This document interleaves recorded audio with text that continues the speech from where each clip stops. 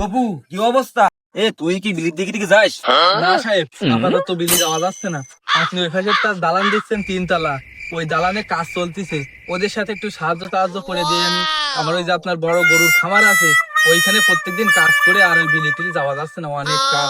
বিলির দিকে চল তো, দেখি ধান বান কাটা কত কি হয়েছে। সাহেব চলেন।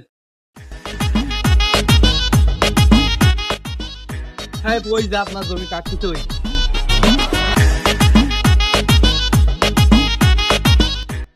সারাদিন ধরে কি একটু ধান কাটলি?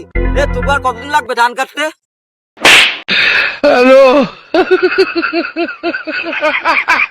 তোর যে মাসে 15,000 টাকা বেতন দেই, তুই সাথে কি ধরিস? আমার রোল লাগে। তোর কৃষক হইয়াছে, ধান কাট। মালিক, দিন হাজিরের কাজ এরকমই হবে। আপনি আমাদের কাজ চুক্তিতে দেন, দেখেন আপনার কাজ একদিনে শেষ করে দিচ্ছি। নে তোকে আজকে চুক্তিটা দিলাম, আজকে দিনের ভিতরে আমার ধান কাটা শেষ করে দিবি। আরো হ্যাঁ মালিক, ধান তো সব কাটা শেষ, টাকা দেন, আমরা বাড়ি চলে যাবো। বাবু, এই কিসের না রোবট?